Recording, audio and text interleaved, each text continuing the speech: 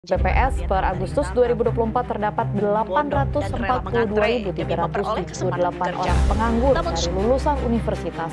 Jumlah ini IMF bahkan menyebut angka pengangguran di Indonesia yang tertinggi di Asia Tenggara. Ini sedikit menurun dibandingkan 981.203 pada tahun 2020, namun masih lebih tinggi dari 495.143 pada tahun 2014. Peningkatan jumlah pengangguran sarjana hingga 2020 dipicu oleh pandemi COVID-19 yang mengakibatkan pembatasan rekrutmen dan PHK massal di berbagai sektor. BS, pengangguran kita itu udah paling tinggi loh, udah sampai 5,3%. Assalamualaikum teman-teman, selamat datang di podcast kami.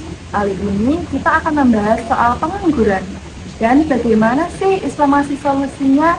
Yuk simak selengkapnya di podcast kami.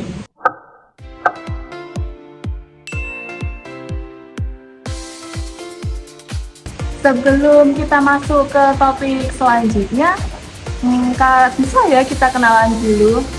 Hai, aku Ega. Hai, aku Evi. Hai, aku Rizkia. Oke, soal pengangguran topik yang nggak asing lagi ya. Kayaknya semua orang pernah ngerasain soal ini. Apalagi buat anak muda, kirain langsung kerja, nganggur dulu setahun. Iya benar. Nah, di podcast ini kita nggak cuma bahas masalahnya, tapi juga kita coba kasih solusi, khususnya dari sudut pandang ekonomi Islam. Jadi berdasarkan data BPS, pengangguran kita itu udah paling tinggi loh, udah sampai 5,3%, dan kisaran di umur 15 sampai 20 tahun. Waduh, jadi banyak banget ya anak muda yang nganggur, padahal itu lagi semangat-semangatnya kerja.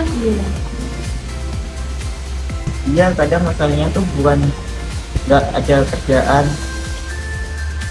tapi sebenarnya nggak nyambung. Misalnya kuliah di jurusan A,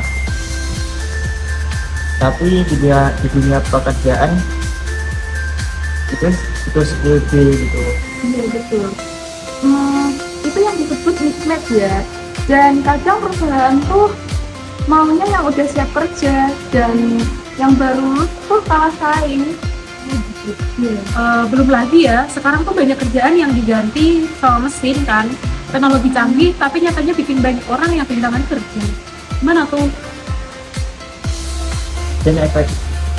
Dan efeknya kemana-mana. Misalnya pengangguran bikin orang tidak dapat penghasilan, daya beli turun, bikin stres, bahkan meningkatnya kriminalitas.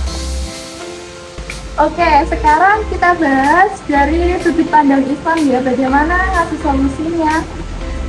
Pertama-tama, Islam tuh ngajarin kalau kerja itu ibadah. Jadi, kita disuruh produktif, nyari rezeki halal, bahkan ada ayat Al-Quran yang nyuruh kita bertebaran di bumi setelah sholat Jumat. Nah, salah satu solusi Islam itu zakat produktif. Jadi, dana zakat nggak cuma buat konsumsi, tapi bisa dipakai buat pelatihan kerja atau modal usaha. Contohnya ada lagi orang yang ikut pelatihan menjahit. Nah, terus dikasih alat jahit, itu bisa loh jadi usaha mandiri. Selain itu ada juga wakaf produktif. Tanah wakaf juga bisa bikin tempat pelatihan, usaha pelatihan, atau ruko yang hasilnya buat bantu orang yang butuh kerja. Terus ada koperasi syariah.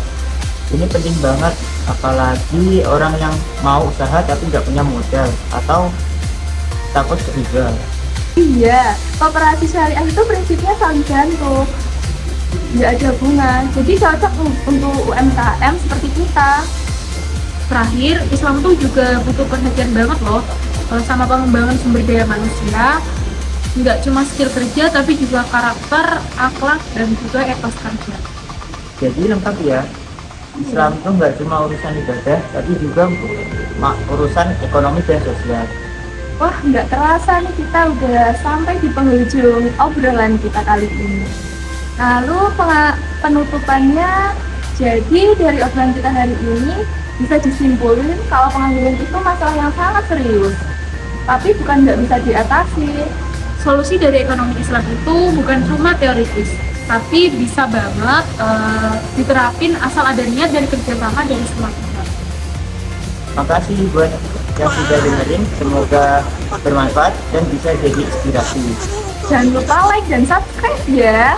Dadah! Dadah! Dadah teman-teman. Dan baru tuh terakhir ya. Bareng-bareng nggak sih? Iya, Makasih. makasih banget. Iya, 1, 2, 3. Makasih Makasih banget banget buat yang udah dengerin. Semoga bermanfaat dan bisa jadi inspirasi ya. Jangan lupa like dan subscribe, komen di bawah ya. Dadah!